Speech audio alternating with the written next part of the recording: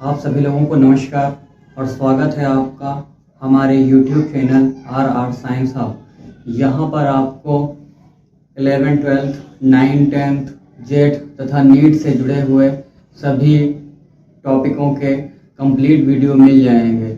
तो साइंस से जुड़े हुए सभी टॉपिकों का कंप्लीट वीडियो पाने के लिए हमारे चैनल को सब्सक्राइब करिए और वीडियोस को ज़्यादा से ज़्यादा लोगों में शेयर करिए ताकि आपको साइंस से जुड़े हुए जितने भी टॉपिक हैं उनके वीडियो मिल सके। अभी तक हम लोगों ने आवर्त बीजी पादपों में जनन का पार्ट 1 पढ़ लिया था, पार्ट 2 पढ़ लिया था, पार्ट 3 पढ़ लिया था। आज हम लोग पढ़ेंगे आवर्त बीजी पादपों में जनन पार्ट 4। तो इस पार्ट 4 में हमें पढ़ना क्या है? पार्ट 4 में हमें ये पढ़ना है कि जो परागकोश होता है उस परागकोश की संरचना कैसी होती है। परागकोश का परिवर्धन हम लोगों ने पढ़ लिया था इससे पिछले पार्ट में, लेकिन आज हम लोगों को पढ़ना है कि परागकोश का जो परिवर्धन होता है वो कैसे होता है और जब हम लोग परागकोश का एक स्ट्रक्चर या डायग्राम देखते हैं तो उसमें कौन कौन से भाग दिखाई देते हैं। तो परिवर्धन के बाद अब बात आती है परागकोश की संरचना या structure of microsporangia. Okay guys, तो स्टार्ट करते हैं आज का वीडियो। देखिए, हमने बताया था कि जो नर जननांग होता है उसे हम लोग पुंकेसर बोलते हैं। पुंकेसर का ऊपर का जो फूला हुआ भाग होता है उसे हम लोग परागकोश बोलते हैं। अगर तो हम लोग एक प्रारूपिक परागकोश का अनुप्रस्थ काटते हैं तो देखते हैं क्या उसमें दो मुख्य चीजें दिखाई देती हैं। एक तो परागकोश की भित्तियां होती है, दूसरा परागपुट होता है। परागकोश की भित्ति का मतलब क्या है कि परागकोश के जो चारों तरफ विभिन्न परतों के बनी हुई स्तर पाए जाते हैं उन्हें हम लोग परागकोश भित्ति बोलते हैं। और उस भित्ति के अंदर बीच में गुहा पाई जाती है जिसे हम लोग परागपुट बोलते हैं। इस डायग्राम में देखिए, इस तरह से अगर तो कोई परागकोश होता है तो उस परागकोश में ये वाला जो भाग होता है वो परागकोश की भित्ति कहलाती है और अंदर का ये जो गोल वाला भाग है इसे हम लोग परागपुट या परागकोश गुहा भी कहते हैं। तो परागकोश भित्ति की बात अगर तो हम लोग करते हैं तो आप पढ़ चुके हो इसके परिवर्धन में कि परागकोश की भित्तियों का निर्माण हमारी प्राथमिक भित्तीय कोशिकाओं से होता है। तो उसमें देखिए कौन कौन से स्तर पाए जाते हैं। परागकोश के सबसे बाहरी अगर जो स्तर पाया जाता है उसे हम लोग बोलते हैं अधिचर्म। अधिचर्म के अंदर जो स्तर होता है उसे हम लोग बोलते हैं अंतस्त्वचा। अंतस्त्वचा के बाद का जो स्तर होता है उसे हम लोग बोलते हैं मध्य परतें और सबसे अंतिम जो स्तर पाया जाता है उसे हम लोग बोलते हैं पौषोतक। जैसा कि यहाँ डायग्राम में देखिए, सबसे बाहरी जो लेयर होती है उसे हम लोग अधिचर्म बोलते हैं। और विद्यार्थियों, आप लोगों को पता है कि ये जो अधिचर्म है, इस अधिचर्म का विकास जो है वो जब तरुण परागकोश बनता है उससे पहले ही हो जाता है। प्रारंभ में ही इसका अधिचर्म का विकास हो जाता है। दूसरी परत देखिए जिसे हम लोग अंतस्त्वचा बोलते हैं। तीसरी परत जो होती है वो मध्य स्तरीय कहलाती है और चौथा जो होता है वो पौषोतक होता है। पौषोतक चारों तरफ से एक ऊतकों के पिंड को घेरे रहता है जिसे हम लोग लघु बीजाणुजन ऊतक कहते हैं। यही जो है मिलकर और लघु बीजाणुजन ऊतक की जो कोशिकाएं होती हैं उन्हें हम लोग लघु बीजाणु मात्र कोशिकाएं बोलते हैं और लघु बीजाणु मात्र कोशिका जो है वो लघु बीजाणुओं का निर्माण करती है। तो विद्यार्थियों देखिए, आप लोग यहाँ पर परागकोश को अगर तो हमें पढ़ना होगा, इसकी संरचना देखनी होगी तो हमें सबसे पहले पढ़ना पड़ेगा परागकोश की भित्ति। भित्ति के बारे में कौन कौन सी हैं? एक तो अधिचर्म, अंतस्त्वचा, मध्य परतें और पौषोतक। यानी कि अधिचर्म के बारे में हमें पढ़ना होगा, अंतस्त्वचा के बारे में पढ़ना है, मध्य परतों के बारे में पढ़ना है और पौषोतक के बारे में हमें पढ़ना है। परागपुट की अगर तो हम लोग बात करते हैं तो इसमें क्या है, लघु बीजाणुजन ऊतक होते हैं और लघु बीजाणुजन ऊतक की जो प्रत्येक कोशिका होती है उसको हम लोग लघु बीजाणु मात्र कोशिका बोलते हैं। और उन लघु बीजाणु मात्र कोशिकाओं में अर्धसूत्री विभाजन के फलस्वरूप जो है परागकणों या लघु बीजाणुओं का निर्माण होता है। तो यहाँ पर हम लोग एक एक करके पढ़ते हैं। सबसे पहले हम लोग बात करेंगे अधिचर्म। अधिचर्म है क्या? देखिए, अधिचर्म जो है, जो परागकोश होता है उस परागकोश के सबसे बाहरी एक कोशिकीय स्तर होता है। ये देख सकते हैं आप इस डायग्राम में, पूरी तरीके से विजुअल है कि परागकोश का जो सबसे बाहरी एक कोशिकीय स्तर होता है जिसका निर्माण जो है वो परागकोश के निर्माण से पहले हो जाता है। इस स्तर को हम लोग अधिचर्म स्तर बोलते हैं।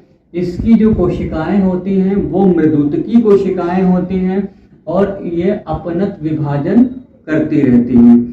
इस तरह से ये अधिचर्म होती है। और जो अधिचर्म होती है उस अधिचर्म का मुख्य कार्य ये रहता है कि जितनी भी आंतरिक परतें हैं, जैसे अंतःत्वचा है, मध्य परतें हैं, पोषूतक है, इन परतों को पोषण प्रदान करने का जो कार्य होता है वो परागकोश की जो सबसे बाहरी परत होती है, जिसे हम लोग अधिचर्म बोलते हैं, अधिचर्म जो है इसको अंदर से सुरक्षा प्रदान करता है। तो देखिए यहाँ पर आपको इतना ध्यान रखना है इसमें कि जो अधिचर्म होती है वो सबसे बाहरी कोशिकीय एक कोशिकीय स्तर होता है, जिसका निर्माण परागकोश के निर्माण से पहले हो चुका होता है। इसकी कोशिकाएं कैसी होती हैं? मर्दूदकी होती हैं कोशिकाएं, और ये अपनत विभाजन करती हैं। इनका कार्य ये रहता है कि परागकोश की जो आंतरिक परतें हैं उनको सुरक्षा प्रदान करते हैं। सेकेंड नंबर पर हम लोग बात कर रहे हैं अंतःत्वचा की। अंतःत्वचा जो है वो एक महत्वपूर्ण परत है परागकोश की।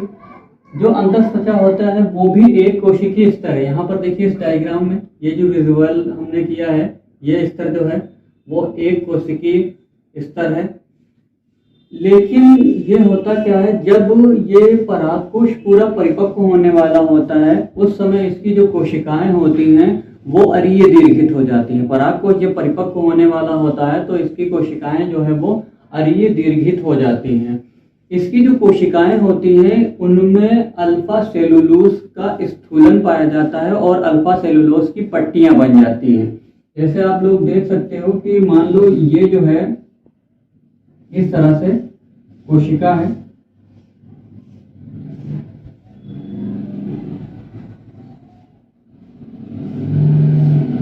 ये जो कोशिका है, इस कोशिका में इस तरह से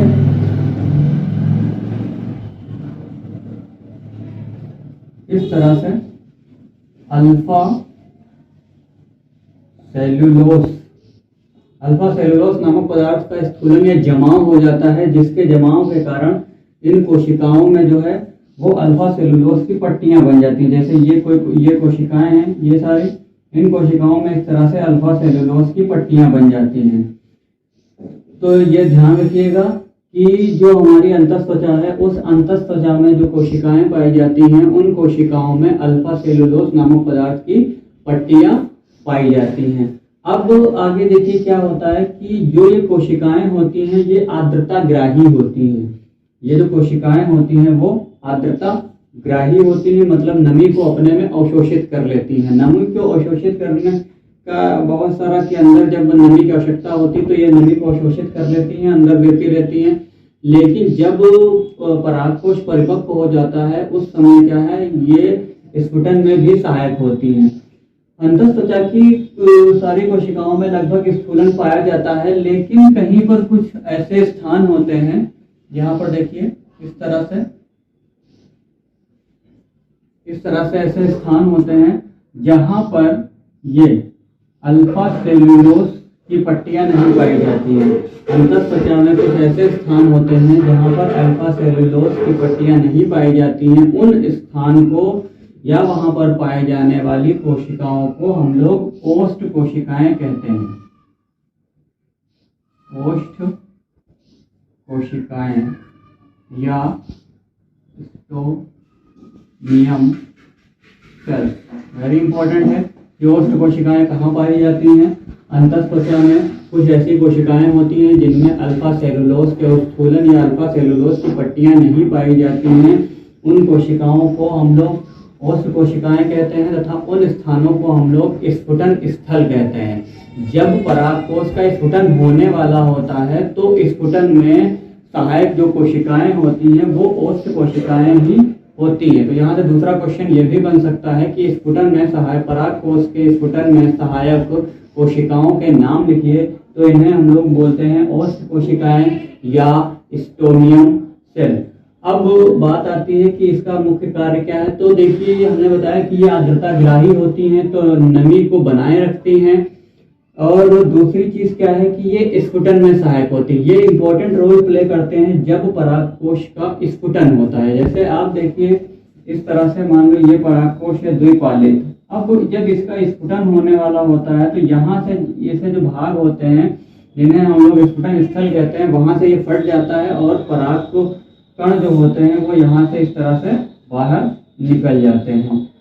तो आपने पढ़ लिया अंतःत्वचा के बारे में बात कर ली। अब हम लोग बात करते हैं मध्य परतें या मिडिल लेयर, ये क्या होती है, कितने स्तरों की बनती है।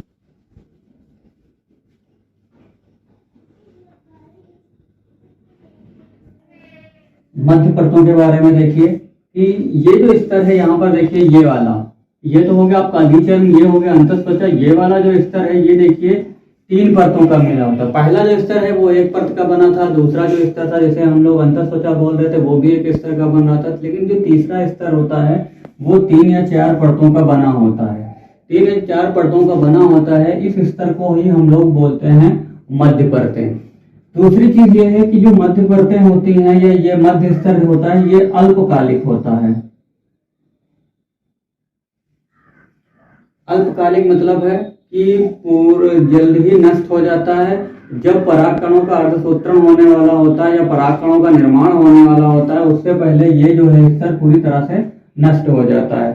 अब अल्पकालिक होता है, नष्ट हो जाता है, तो इसका मुख्य कार्य क्या होता है। जो हमारा मध्य परतें होती है इनका मुख्य कार्य होता है भोज्य पदार्थों का संग्रहण करना। इनका मुख्य कार्य ये होता है मध्य परतों का कि ये भोज्य पदार्थों का संग्रहण करते हैं। इस भोज्य या भोजन का उपयोग जो है बाद में परागकणों के द्वारा किया जाता है, लेकिन जब परागकणों का परिवर्धन स्टार्ट हो जाता है उस समय जो है ये स्तर पूरी तरह से नष्ट हो जाता है, अल्पकालिक होता है।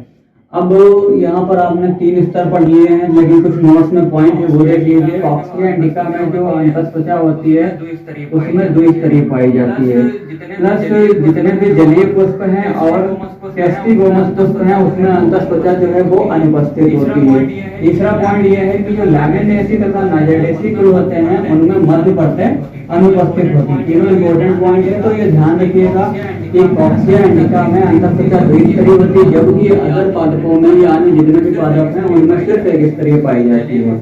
जलीय पुष्पों एवं कैस्टिगोमस पुष्पों में अंतःत्वचा नहीं पाई जाती, अनुपस्थित होती है। तीसरी चीज है लैमिनेसी तथा नाइजेरियसी कुल में जो है मध्य परतें अनुपस्थित होती हैं। अब इनमें जो पोषण का कार्य है वो इनकी लघु बीजाणु मात्र कोशिकाएं होती हैं, वही कुछ कोशिकाएं जो है वो पोषण का कार्य करती हैं। अब देखिए यहाँ पर हम लोग पढ़ने जा रहे हैं सबसे इम्पोर्टेंट परत के बाद में, जिसको हम लोग बोलते हैं पौषोतक। और हम लोग पढ़ने जा रहे हैं पौषोतक या टैपेटम। अब पौषोतक या टैपेटम क्या है, देखिए परागकोश की संरचना में वैसे तो सारी परतें जो है महत्वपूर्ण होती हैं, लेकिन टैपेटम या पौषोतक जो है वो सबसे महत्वपूर्ण परत के रूप में परागकोशों में पाई जाती है। ये जो है लघु बीजाणुधानी में सबसे इम्पोर्टेंट परत के रूप में जानी जाती है। ये देखिए ये जो परत है, ये परत जो है वो लघु बीजाणुजनन ऊतकों को चारों तरफ से घेरे रहती है। और ये परत होती कैसी है, इस परत की जो कोशिकाएं हो वो एक कोशिकीय होती है और एकल स्तर की परत होती है, मतलब एक कोशिकीय और एकल स्तर की ही परत होगी। दूसरी चीज है प्रारंभ अवस्था में जब इसका निर्माण होता है तो इसकी जो कोशिकाएं होती है वो डिप्लॉयड होती है, मीन्स द्विगुणित होती हैं, लेकिन कुछ समय के पश्चात में ये कोशिकाएं जो है वो बहुगुणित हो जाती हैं। प्रारंभ में जो कोशिकाएं होती हैं वो द्विगुणित होंगी इस स्तर की, लेकिन कुछ समय के पश्चात में जो कोशिकाएं होती हैं वो बहुगुणित हो जाती हैं। बहुगुणित क्यों होती है, क्योंकि इनमें पाया जाता है एंडोमाइटोसिस। एंडोमाइटोसिस के द्वारा या एंडोमाइटोसिस के कारण ये जो कोशिकाएं होती हैं वो बहुगुणित कोशिकाएं हो जाती हैं। इनमें जो है घना कोशिका द्रव्य पाया जाता है, जो केंद्रक पाया जाता है वो डंबल के आकार का पाया जाता है। अब बात यह आती है कि इसमें डंबल के आकार का केंद्रक क्यों पाया जाता है, तो डंबल के आकार का केंद्रक इसलिए पाया जाता है क्योंकि इनमें जब कोशिका विभाजन होता है और गुणसूत्रों का विभाजन होने लगता है, तो कोशिका विभाजन की जैसे ही एनाफेज अवस्था आती है वहां तक पहुंचते पहुंचते जो गुणसूत्रों का विभाजन है वो विभाजन जो है वो रुक जाता है, और उस विभाजन के रुकने के कारण जो उसका केंद्रक है वो डंबल के आकार का दिखाई देने लगता है, और ऐसे केंद्रक को हम लोग रेसिस्टेंट केंद्रक कहते हैं। तो सारे पॉइंट आपको ध्यान रखने हैं। पहली चीज ये है कि पौषोतक जो है वो एक कोशिकीय एकल स्तरीय परत होती है। दूसरी चीज ये है, पौधोतक की जो कोशिकाएं होती हैं वो प्रारंभ में द्विगुणित होती है, लेकिन बाद में बहुगुणित हो जाती हैं। बहुगुणित क्यों होती? क्योंकि इसमें एंडोमाइटोसिस की प्रक्रिया पाई जाती है, इसलिए ये बहुगुणित हो जाती हैं। तीसरी चीज है कि इसमें घना कोशिका द्रव्य तथा केंद्रक जो है वो डंबल के आकार के पाए जाते हैं। डंबल के आकार के क्यों होते हैं? क्योंकि जब कोशिका विभाजन हो रहा होता है उस समय एनाफेज अवस्था में इनका विभाजन रुक जाता है और गुणसूत्र विभाजित नहीं हो पाते हैं पूरी तरह से, वो एक जगह पर संघनित होते रहते हैं, जिससे डंबल के आकार का केंद्रक बना लेते हैं और ऐसे केंद्रकों को हम लोग बोलते हैं रेजिस्टेंस केंद्रक। अब बात आती है कि ये जो टैपेटम है या पौषोतक है, ये कार्य क्या करती है और क्यों इसको इतना महत्वपूर्ण कहा जाता है? तो टैपेटम या पौषोतक है, ये कार्य ये करती है कि अभी आपको हमने पढ़ाया था कि जो मध्य परतें हैं, मध्य परतों का काम ये होता है कि वो भोज्य पदार्थों का संग्रहण करती है, लेकिन उस भोज्य पदार्थ को लघु बीजाणुओं तक पहुंचाने का जो कार्य है वो पौषोतक के द्वारा ही होता है। तो आप ये समझ लीजिए कि पौषोतक जो है वो मध्य परतों से भोज्य पदार्थों का अवशोषण करके उन्हें जो है लघु बीजाणुओं तक पहुंचाने का कार्य करता है। ये तो तुम्हारा हो गया पौषोतक के बारे में, लेकिन अब इसके कुछ और इम्पोर्टेंट चीजें हमें पढ़नी है। कार्य के आधार पर जो पौषोतक होता है उनको हम लोगों ने दो भागों में विभाजित कर दिया है। उपलब्ध कराने की विधि के आधार पर जो टैपेटम है या पौषोतक है उसको दो भागों में विभाजित किया गया है। एक को हम लोग बोलते हैं अमीबी टैपेटम या प्लाज्मोडियमी टैपेटम, दूसरे को हम लोग बोलते हैं ग्रंथिल टैपेटम या स्रावी टैपेटम। तो आइए दोनों के बारे में डीप पढ़ते हैं थोड़ा सा कि अमीबी टैपेटम क्या है और ग्रंथिल टैपेटम क्या होती है। जैसा कि आपको बता दें कि जो अमीबी टैपेटम है वो आध एंजियोस्पर्म पादपों में पाया जाता है, मतलब विकसित पादपों में ये नहीं पाया जाता है, लेकिन आध प्रकार के एंजियोस्पर्म पादपों में पाया जाता है। जैसे आपके कुछ पादप हैं टाइफा, एलिज्मा और ट्रेडेंशिया श्रेणी के जो पादप हैं उनमें अमीबीय या प्लाज्मोडियमी प्रकार के टैपेटम पाई जाती है। अब बात यह आती है कि अमीबीय या प्लाज्मोडियमी प्रकार के टैपेटम होती क्या है और कैसे कार्य करते हैं। यहाँ पर देखिए डायग्राम से समझिए कि जैसे मान लीजिए ये मध्य परतें हैं, ठीक है, ये जो स्तर है आपका ये मध्य परतें हैं। आपको भी हमने पढ़ाया कि टैपेटम या पौषोतक का मुख्य कार्य होता है मध्य परतों से भोजन का अवशोषण करके उसको जो है लघु बीजाणुओं तक पहुंचाना। अब देखिए यहाँ पर ये आपकी मध्य परतें हो गई और ये वाली जो कोशिकाएं हैं ये आपकी टैपेटम हो गई, ये मध्य परत हो गई, ये टैपेटम हो गई और ये हो गई गुहा। यहाँ पर जो है परागकणों का निर्माण होगा, परागकण, और ये हो गए परागपुट या पराग गुहा। अब देखिए क्या होता है कि ये कोशिकाएं क्या करती हैं, यहाँ से जो भी खाद्य पदार्थ होता है मध्य परतों के पास में वो ये अवशोषित कर लेती हैं। मध्य परतों के पास में जो भी खाद्य पदार्थ होता है ये अवशोषित कर लेती हैं। जब ये अवशोषित करती हैं तो जैसे इनसे खाद्य पदार्थ अवशोषित कर लेते हैं मध्य परतें जो है वो पूरी तरह से नष्ट हो जाती हैं। मीन्स अमीबी टैपेटम जब खाद्य पदार्थ जो मध्य परतों में संग्रहित था उसको अवशोषित कर लेती हैं तो तुरंत ही मध्य परतें जो है वो नष्ट हो जाती हैं। अब ये जो अवशोषित खाद्य पदार्थों को अवशोषित करके एक विशेष प्रकार की काय या शरीर या बॉडी का निर्माण करती हैं। यहाँ पर विशेष प्रकार की काय, शरीर या बॉडी का निर्माण करती हैं। इस बॉडी को हम लोग बोलते हैं प्रोटोप्लाज्मिक काय, प्रोटोप्लाज्मिक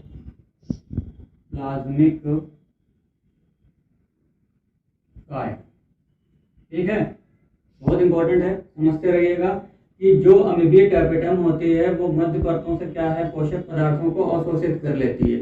जब वो पोषक पदार्थों को अवशोषित कर लेती है तो मध्य परतें जो है वो नष्ट हो जाती हैं। ये पोषक पदार्थों को अवशोषित करके कोशिकाओं के जो कोशिका द्रव्य होता है उसमें काय का विशेष प्रकार की काय का निर्माण कर देते हैं जिनमें ये पोषक पदार्थों को संग्रहित करते हैं। उन काय को हम लोग बोलते हैं प्रोटोप्लाज्मिक काय या प्रोटोप्लाज्मिक बॉडी। इसके बाद में क्या होता है, जल्द ही अपघटनीय एंजाइमों के द्वारा जो ये टैपेटम है, इस टैपेटम की जो कोशिका है वो नष्ट हो जाती है। और टैपेटम की जब कोशिका नष्ट हो जाती है तो ये जो है परागपुट के अंदर प्रवेश कर जाता है। जो हमारी प्रोटोप्लाज्मिक बॉडी थी वो इसके अंदर चला जाता है, पराग कोश के अंदर, पराग जो पुट है इसके अंदर प्रवेश कर जाता है। इसके अंदर जब प्रवेश करेगा तो वहां पर क्या है, लघु बीजाणु मात्र कोशिकाएं पाई जाएंगी और लघु बीजाणुओं का वहां निर्माण होगा। तो जैसे लघु बीजाणु यहाँ पर होंगे तो ये शरीर या काय जाकर लघु बीजाणु को चारों तरफ से इस तरह से घेर लेगा। जब इस तरह से घेर लेगा और जैसे ही ये परागपुट यानी पराग गुहा के अंदर प्रवेश करता है तब हम लोग इसको बोलते हैं टैपेटम पेरिप्लाज्मोडियम। ठीक है, याद रखिएगा। प्रोटोप्लाज्मिक काय हम लोग इसको तब बोलते हैं, ये कब बनती है, जब टैपेटम मध्य परतों से पोषक पदार्थों को अवशोषित कर लेती है। वो पोषक पदार्थ विशेष प्रकार की काय में संग्रहित करती है, उस काय को हम लोग प्रोटोप्लाज्मिक बॉडी बोलते हैं। जल अपघटनीय एंजाइम के द्वारा जैसे ही टैपेटम नष्ट होती है, ये जो प्रोटोप्लाज्मिक काय होती है ये परागपुट के अंदर प्रवेश करती है। जैसे ही प्रवेश करती है उस समय हम लोग इसको बोलते हैं टैपेटम पेरिप्लाज्मोडियम। टैपेटम पेरिप्लाज्मोडियम पराग कण के चारों तरफ जाती है और उसको घेर कर उसको जब उसका परिवर्तन होने लगता है तो उसको पोषक पदार्थ जो है वो उपलब्ध कराती है।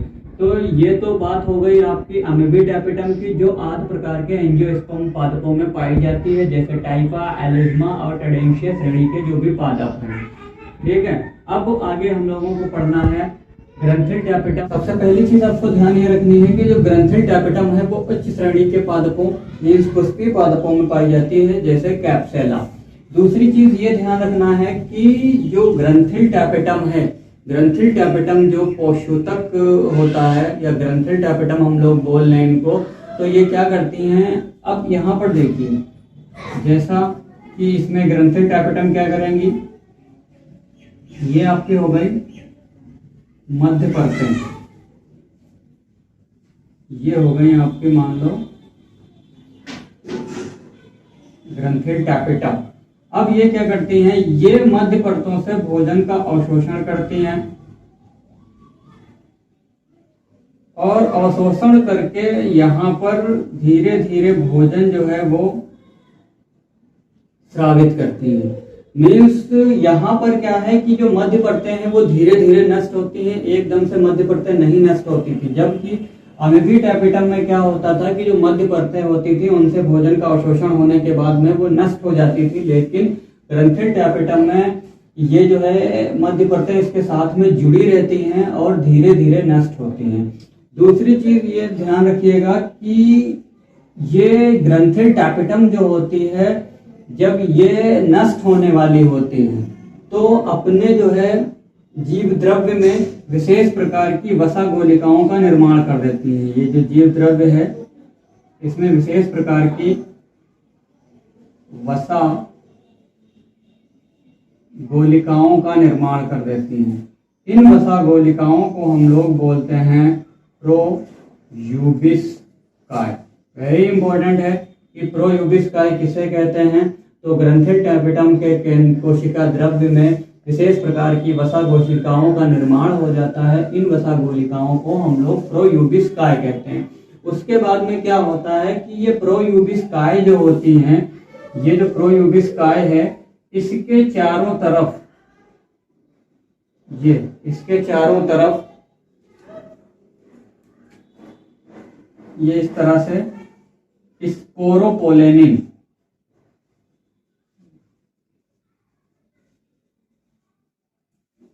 स्पोरोपोलेनिन नामक पदार्थ की एक परत चढ़ जाती है, तब हम लोग इसको बोलते हैं यूबिस काय। और ये यूबिस काय जो होती है वो यहाँ पर अंदर प्रवेश कर जाती है और अंदर प्रवेश करके यहाँ पर जो परागकण होते हैं, इन परागकणों का जो बाह्य चोल होता है, बाह्य चोल का निर्माण जो है वो यूबिस काय के द्वारा हो जाता है। तो यहाँ पर बहुत सारे इंपॉर्टेंट पॉइंट है। पहली चीज तो ग्रंथिल टैपेटम जो है वो विकसित आवर्तबीजी पादपों में पाई जाती है या विकसित पुष्पीय पादपों में पाई जाती है। दूसरी चीज ये है कि मध्य परतें जो है वो धीरे धीरे नष्ट होती हैं, जबकि अमीबी टेपिटम में जो मध्य परतें होती हैं वो तुरंत नष्ट हो जाती हैं। तो तीसरी चीज ये है कि इसके कोशिका द्रव्य के अंदर वसा की गोलिकाएं पाई जाती हैं, जिनको हम लोग बोलते हैं प्रोयूबिस्काय। और प्रोयूबिस्काय के चारों तरफ एक पदार्थ होता है जिसे हम लोग स्पोरोपोलेनिन बोलते हैं। वो जब पदार्थ आ जाता है तब इसको हम लोग बोलते हैं यूबिस्काय। ये यूबिस्काय जब हमारी परागपुट के अंदर प्रवेश करती है तो वहां पराग कणों के चारों तरफ पहुंचकर पराग कणों के बाह्य खोल का निर्माण करती हैं। तो ये आप लोगों ने पराग कोश के बारे में पूरा पढ़ा। और उसके बाद अंदर का भाग जो होता है वो परागपुट है। परागपुट में आपको बताया कि ये ऊतकों का बना हुआ एक पिंड होता है और वो ऊतक कहलाते हैं लघु बीजाणुजन ऊतक। लघु बीजाणुजन की ऊतक की जो कोशिकाएं होती हैं उनको हम लोग लघु बीजाणु मात्र कोशिका बोलते हैं। लघु बीजाणु मात्र कोशिकाओं में कोशिका विभाजन होता है, उस कोशिका विभाजन से लघु बीजाणुओं का निर्माण हो जाता है। ये तो हो गया परागकोश की संरचना के बारे में। अब हम लोग जरा सा बात कर लेते हैं कि जो हमारा पोषोतक या टैपेटम होता है इसका मुख्य कार्य